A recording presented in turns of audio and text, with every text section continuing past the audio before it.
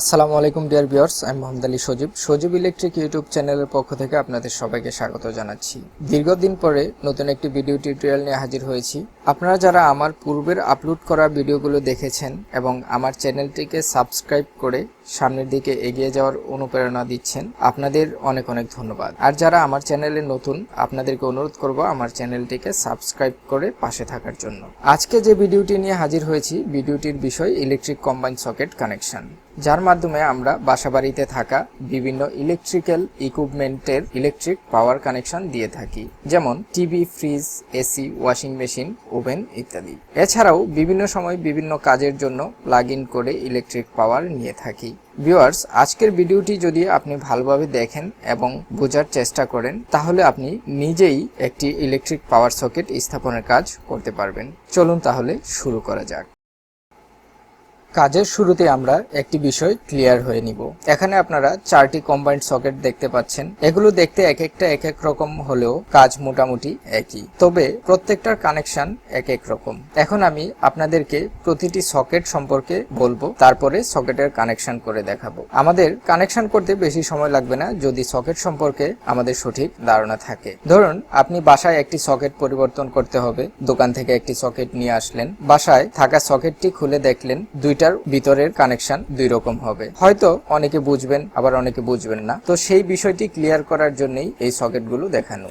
এখানে আপনারা যে সকেটটি দেখতে পাচ্ছেন, এটা একটি 3 পিন মাল্টি সকেট। এটাতে আপনি 2 পিন প্লাগ এবং 3 পিন প্লাগ ব্যবহার করতে পারবেন। এখন আমরা যদি অপর পাশটা দেখি, এই সকেটটি দিয়ে আপনি 13 এম্পিয়ার 250 ভোল্ট পর্যন্ত ব্যবহার করতে পারবেন। এখানে আপনারা দেখতে পাচ্ছেন একটি সুইচ দেয়া আছে, এটা দিয়ে সকেটের পাওয়ার অন অফ করা যায়। সুইচের টার্মিনাল হচ্ছে এগুলো। এখানে সুইচ হয়ে এল লিখা যে টার্মিনালটি রয়েছে, এখানে ফেজ লাইন কানেকশন হবে, এবং এন লিখা যে টার্মিনালটি রয়েছে, এখানে নিউট্রাল কানেকশন করতে হবে। নিউট্রাল কেবলটি ডাইরেক্ট এখানে সংযোগ হবে এবং ফেজ কেবলটি সুইচ হয়ে এল লিখা টার্মিনালে সংযোগ করতে হবে, আর আর্থিং কেবলটি ডাইরেক্ট এই টার্মিনালে সংযোগ করতে হবে।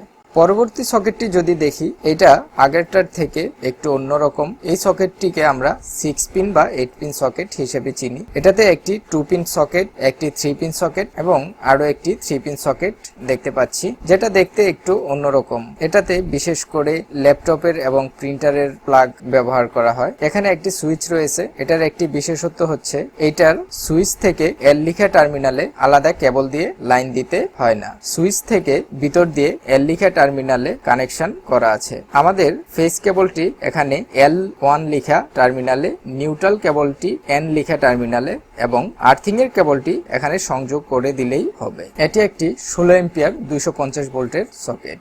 আমরা এই সকেটটি যদি দেখি, আমরা আগে যে সকেটটি দেখেছি ওইটা আর এটা একই রকম, কিন্তু এটার কানেকশন একটু অন্যরকম হবে। এটা 13 এম্পিয়ার 250 ভোল্টের একটি সকেট। এখানে 13 এম্পিয়ারের একটি সুইচ রয়েছে। এটা প্রথমে যে সকেটটি দেখেছিলাম ওইটার মতো কানেকশন হবে। ফেজ কেবলটি সুইচের নিচের টার্মিনালে ইন হবে, উপরের টার্মিনাল থেকে আউট হয়ে এল লিখা টার্মিনালে সংযোগ করে দিতে হবে। নিউট্রাল কেবলটি এন লিখা টার্মিনালে এবং আর্থিং এর কেবলটি আর্থিং এর সিম্বল দেয়া টার্মিনালে সংযোগ করে দিতে হবে।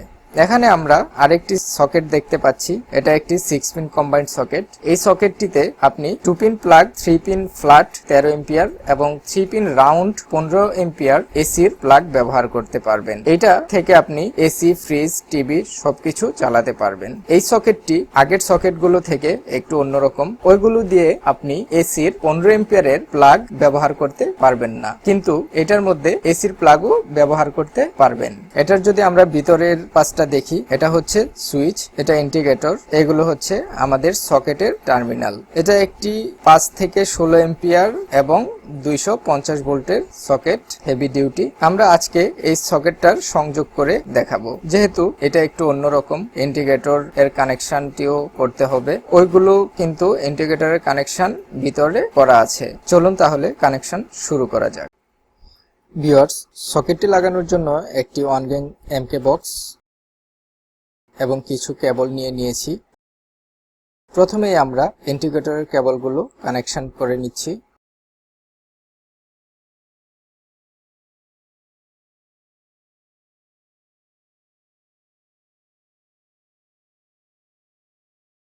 এখন আমরা আরেকটি ছোট কেবল নিয়েছি। এটা দিয়ে সুইচ থেকে সকেটের টার্মিনালে লাইন আসবে। এবার আমরা এই দুইটা কেবল সকেটের টার্মিনালে কানেকশন করে নিব।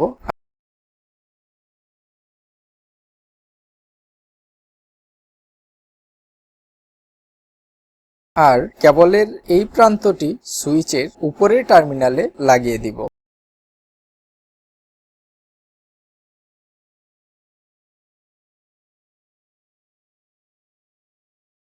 ইন্ডিকেটর এবং সুইচের কানেকশন শেষ।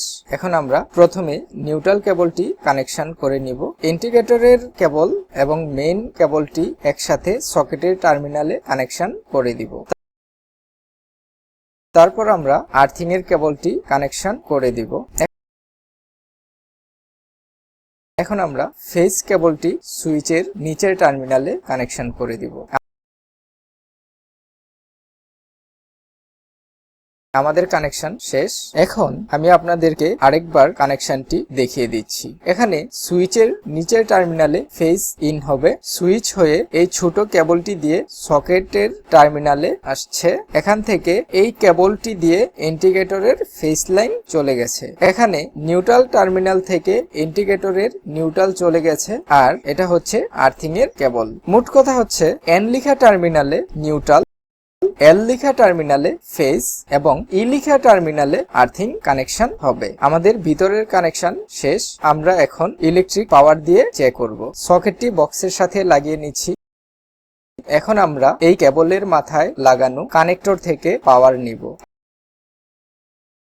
আপনি চাইলে এখানে একটি প্লাগ লাগিয়েও ব্যবহার করতে পারবেন। হয়ে গেল আমাদের কানেকশন। আর্থিং এরটা আর্থিং এর সাথে, নিউট্রালের সাথে এবং ফেজটা ফেজের সাথে। এই যে দেখুন, সুইচ অন করলে ইন্ডিকেটরটি চলছে, তার মানে আমাদের কানেকশন ঠিক আছে।